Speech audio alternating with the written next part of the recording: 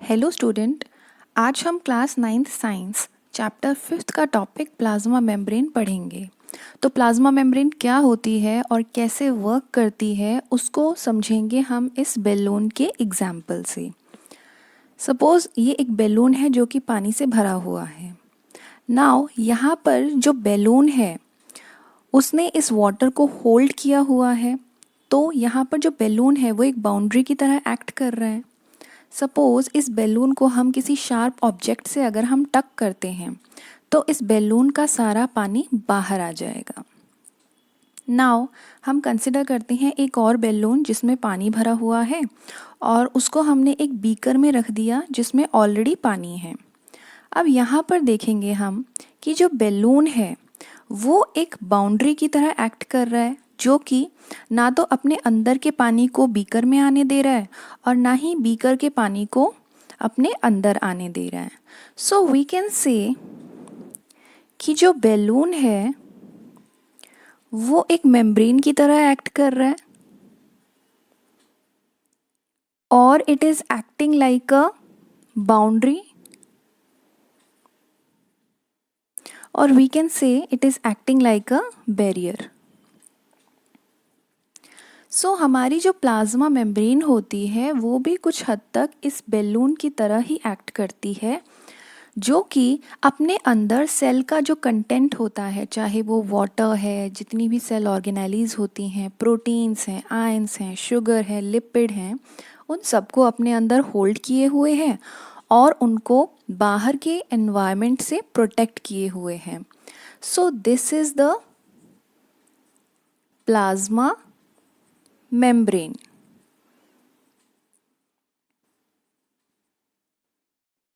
एक और इम्पॉर्टेंट बात कि सेल के अंदर का जो फ्लूइड होता है उसे हम कहते हैं इंट्रासेल्युलर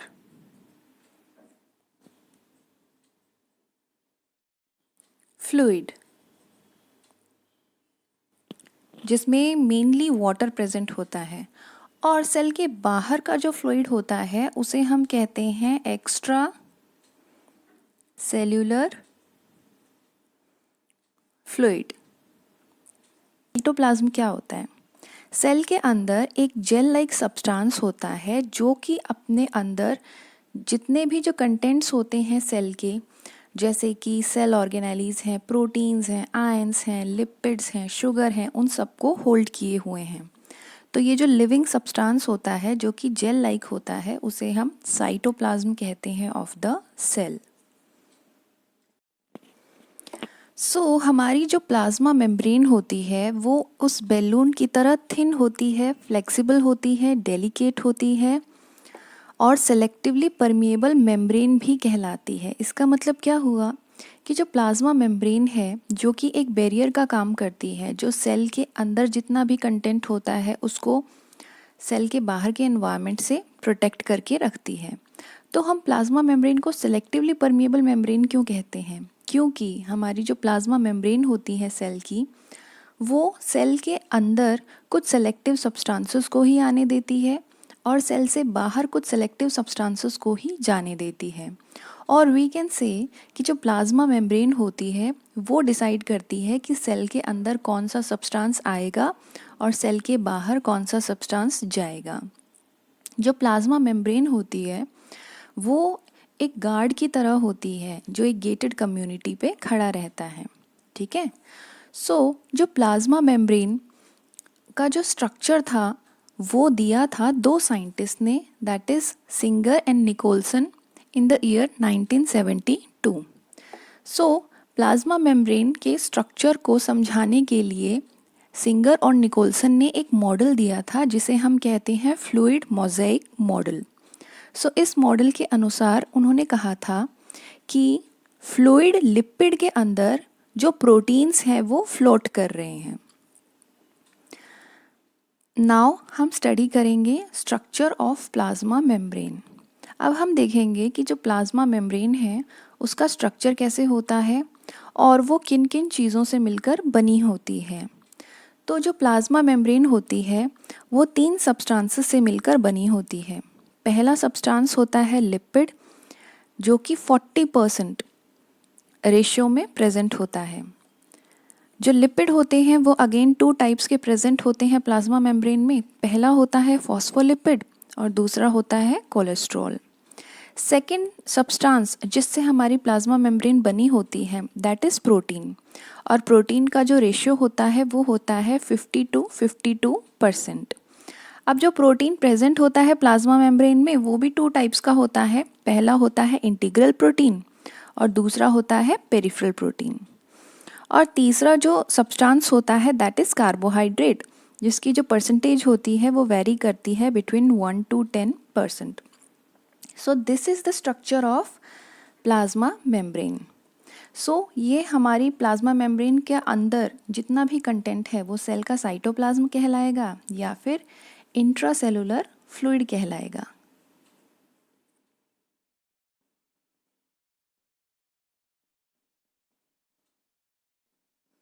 और सेल के बाहर जो एनवायरनमेंट है और जो फ्लूइड प्रेजेंट है उसे हम कहते हैं एक्स्ट्रा सेलुलर फ्लूइड या फिर इंटरस्टिशियल फ्लूइड। तो चाहे वो एक्स्ट्रा सेलुलर फ्लूइड हो और चाहे वो इंट्रासेलुलर फ्लूइड हो, दोनों ही फ्लूइड में जो वाटर की जो परसेंटेज होती है वो सबसे ज़्यादा होती है। अभी हमने बात करी कि जो लिपिड में जितने भी फैट्स एंड ऑयल्स होते हैं वो लिपिड की कैटेगरी में आते हैं। जो लिपिड होता है उसमें जो लिपिड प्रेजेंट होता है दैट इज़ फॉस्फोलिपिड। तो प्लाज्मा मेम्ब्रेन के इस स्ट्रक्चर को समझने से पहले हमें फॉस्फोलिपिड के स्ट्रक्चर को समझना पड़ेगा। ये एक मॉलिक्यूल है फॉस्फोलिपिड का।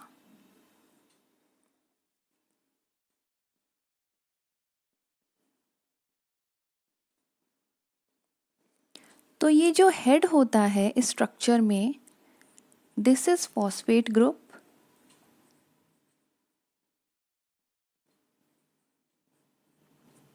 जो कि हाइड्रोफिलिक होता है।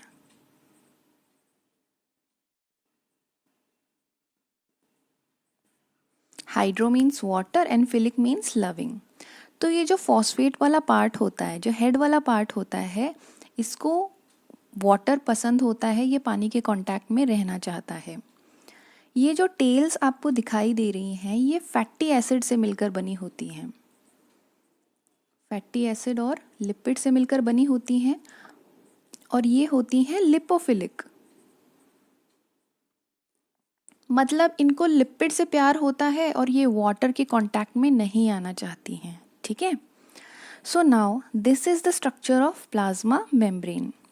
अब प्लाज्मा मेम्ब्रेन में आपको फॉस्फोलिपिड की 2 लेयर दिखाई दे रही हैं। एक लेयर तो ये हो गई और सेकंड लेयर ये है। ऐसा क्यों होता है? हमें पता है अब कि जो हेड वाला पार्ट होता है उसको पानी से प्यार है, लेकिन जो टेल वाला पार्ट है उसको वो कंफर्टेबल नहीं है पानी के कांटेक्ट में रह के। तो जो ये हमारी प्लाज्मा मेम्ब्रेन होती है ये फॉस्फोलिपिड की 2 लेयर से मिलकर बनी होती हैं।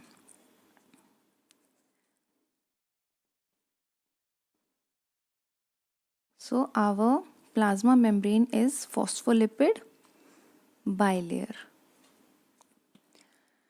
मतलब जो ये 2 लेयर्स होती हैं फॉस्फोलिपिड की, ये एक दूसरे को कुछ इस तरीके से ओरिएंट कर लेती हैं कि जो हेड वाला पार्ट है वो पानी के कांटेक्ट में रहेगा, चाहे वो पानी सेल के बाहर प्रेजेंट है या फिर वो पानी सेल के अंदर प्रेजेंट है। और ये जो टेल्स है फॉस्फोलिपिड की, ये अपने आप को कुछ इस प्रकार से ओरिएंट कर लेंगे कि ये पानी के कांटेक्ट में ना आए, चाहे वो पानी सेल के बाहर प्रेजेंट है चाहे वो सेल के अंदर प्रेजेंट है। ये जो फॉस्फोलिपिड की बायलेयर है, मतलब जो फॉस्फोलिपिड के टेल में आपको ये जो स्ट्रक्चर दिखाई दे रहा है, दिस स्ट्रक्चर इज कोलेस्ट्रॉल। अभी हमने बात की थी कि जो हमारी प्लाज्मा मेम्ब्रेन होती है ये एक लिपिड से बनी हुई लेयर होती है जो कि धीरे धीरे फ्लोट करती है और उसमें जो प्रोटीन्स होते हैं वो भी धीरे धीरे फ्लोट करते हैं।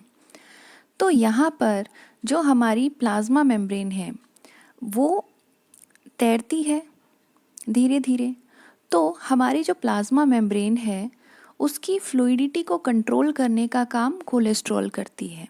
मतलब अगर हमारी प्लाज्मा मेम्ब्रेन ज़्यादा फ्लूइडिटी हो जाएगी तो जो सब्सटेंसेस कहीं उससे लीक ना हो जाएं और कहीं हमारी प्लाज्मा मेम्ब्रेन ज़्यादा सॉलिडिफाई ना हो जाए, तो प्लाज्मा मेम्ब्रेन की फ्लूइडिटी को कंट्रोल और बैलेंस करने का काम करता है कोलेस्ट्रॉल।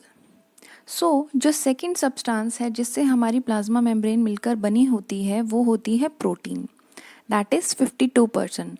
अब यहाँ प्रोटीन भी 2 टाइप्स के होते हैं, पहला होता है इंटीग्रल प्रोटीन और दूसरे होते हैं पेरिफेरल प्रोटीन। तो ये जो हमारी फॉस्फोलिपिड की बाइलेयर है, इसमें ये जो प्रोटीन्स होते हैं जो कि इस फॉस्फोलिपिड बाइलेयर के बिल्कुल सेंटर में टाइटली होल्ड होते हैं, इन प्रोटीन्स को हम कहते हैं इंटीग्रल प्रोटीन। ये भी एक इंटीग्रल प्रोटीन हो गया। अब पेरिफेरल प्रोटीन कौन से प्रोटीन होते हैं? ऐसे प्रोटीन जो कि इस फॉस्फोलिपिड की बाइलेयर में एजेस पे मिलते हैं, किनारों पे मिलते हैं और प्लाज्मा मेम्ब्रेन से लूजली बाउंड होते हैं। इन प्रोटीन्स को हम कहते हैं पेरिफेरल प्रोटीन्स। नाउ जो थर्ड सब्सटेंस है जिससे मिलके हमारी प्लाज्मा मेम्ब्रेन बनी होती है, दैट इज़ कार्बोहाइड्रेट। अब कार्बोहाइड्रेट कहाँ पर प्रेजेंट होता है हमारी इस प्लाज्मा मेम्ब्रेन में? यहाँ पर प्रोटीन के ऊपर जो आपको ये स्ट्रक्चर दिखाई दे रहा है, दीज आर द कार्बोहाइड्रेट। क्योंकि ये कार्बोहाइड्रेट प्रोटीन के ऊपर लगा हुआ है, इसीलिए हम इसे कहेंगे ग्लाइकोप्रोटीन। यहाँ पर जो वर्ड ग्लाइको है वो हम कार्बोहाइड्रेट के लिए इस्तेमाल करते हैं। अब जो कार्बोहाइड्रेट फॉस्फोलिपिड के ऊपर लगा होता है, क्योंकि ये लिपिड के ऊपर लगा हुआ है, इसीलिए हम इसको कहेंगे ग्लाइकोलिपिड।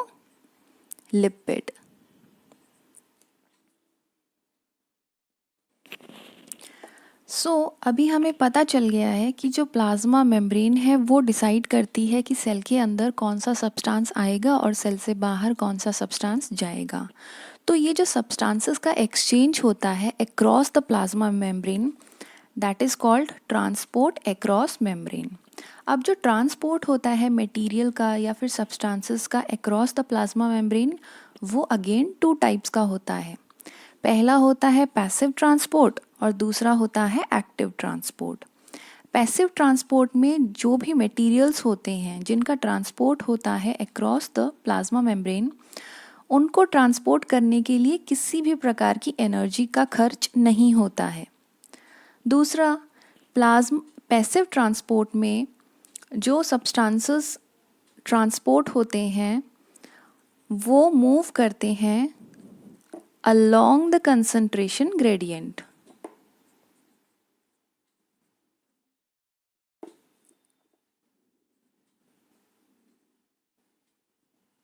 इसका मतलब क्या हुआ कि जो सब्सटेंस पैसिव ट्रांसपोर्ट के दौरान मूव करेंगे वो अपने ज़्यादा कंसंट्रेशन एरिया से, मतलब जहाँ पर उनकी मात्रा ज़्यादा है वहाँ से वो उस एरिया की तरफ मूव करेंगे जहाँ उनकी कंसंट्रेशन कम है।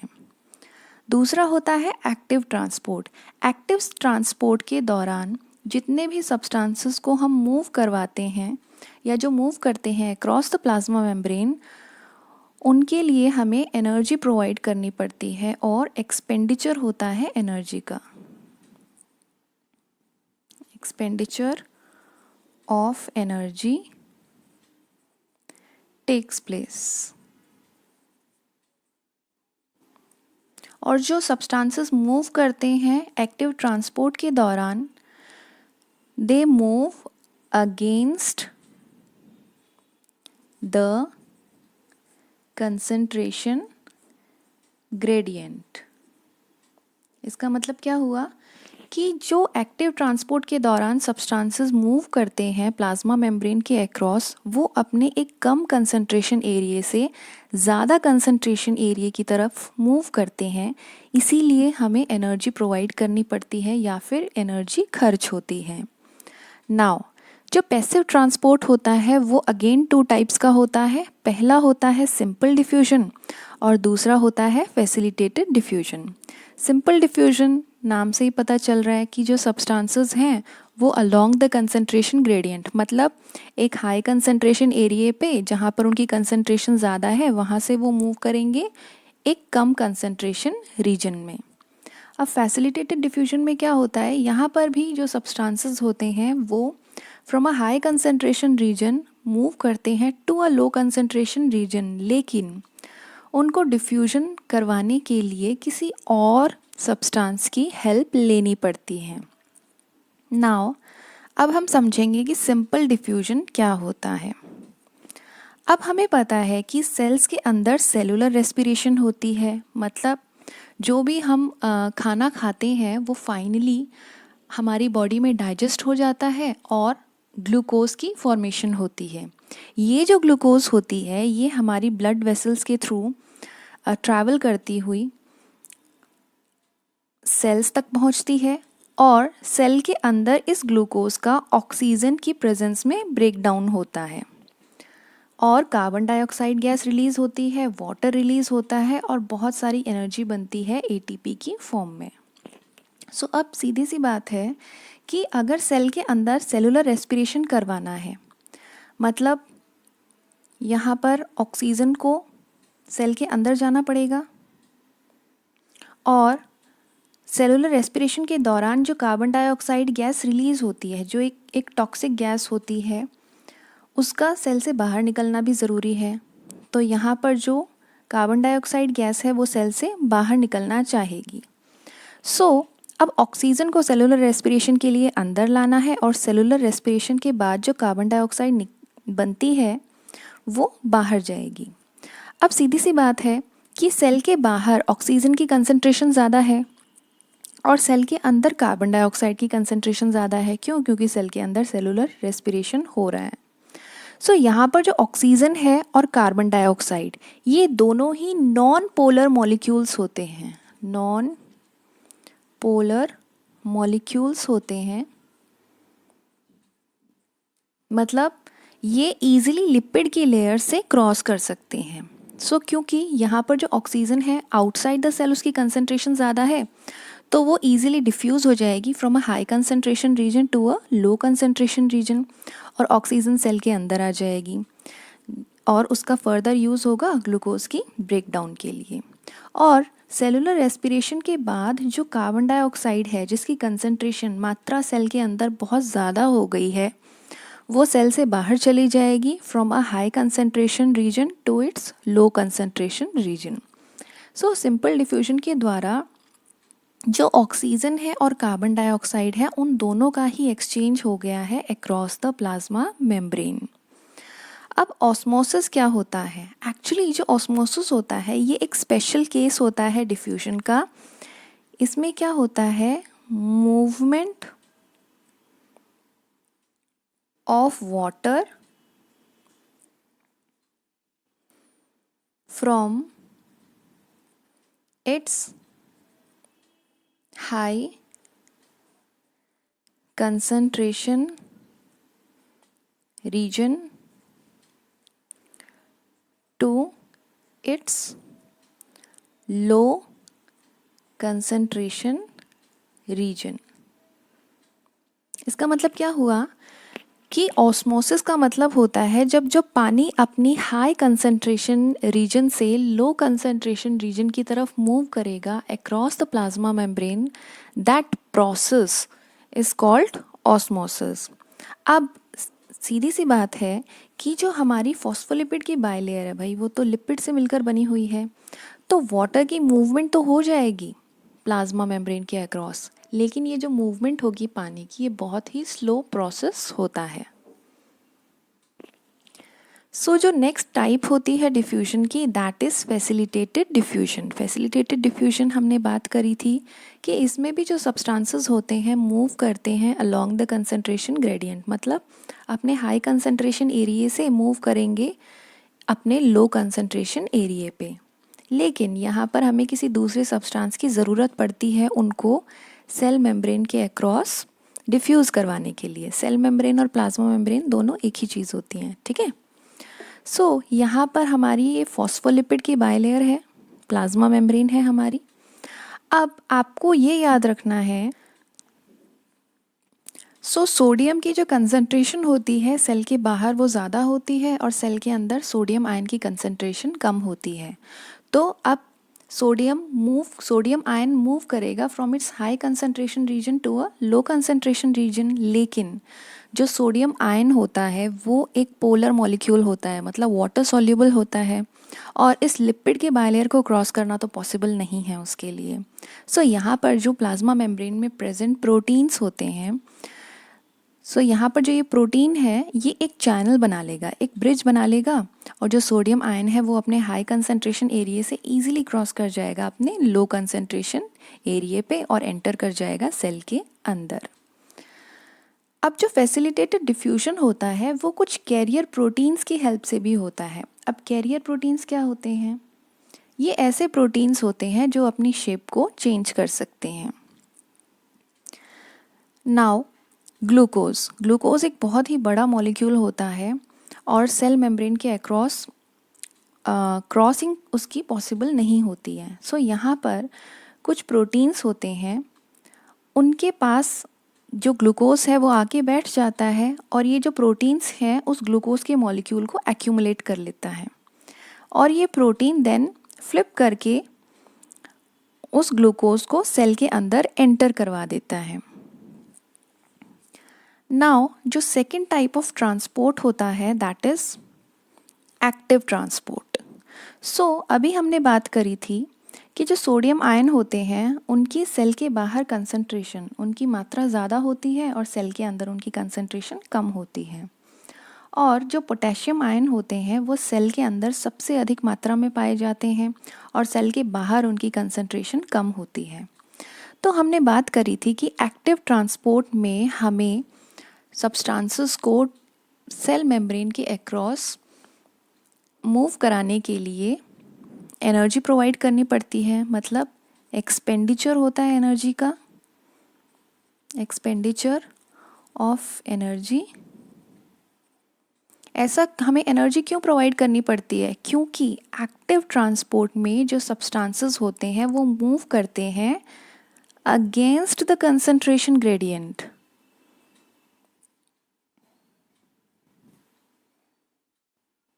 तो अगर कोई सब्सटेंस अपने कम कंसंट्रेशन एरिया से अपने ज़्यादा कंसंट्रेशन एरिया की तरफ जाएगा तो हमें एनर्जी प्रोवाइड करवानी पड़ेगी एटीपी की फॉर्म में। यहाँ पर हमें पता है कि जो पोटेशियम आयन होता है सेल के बाहर उसकी कंसंट्रेशन कम होती है और जो सोडियम आयन होता है उसकी कंसंट्रेशन सेल के अंदर कम होती है। यहाँ पर जो सोडियम आयन है वो मूव करेगा सेल के बाहर और जो पोटेशियम आयन है वो मूव करेगा सेल के अंदर। तो यहाँ पर जो 3 सोडियम आयन और 2 पोटेशियम आयंस को प्लाज्मा मेम्ब्रेन के अक्रॉस मूव करवाने के लिए 1 एटीपी एनर्जी प्रोवाइड करनी पड़ती है। That's all for today. Thanks for watching, and if you like the video then please do like, share and subscribe our YouTube channel.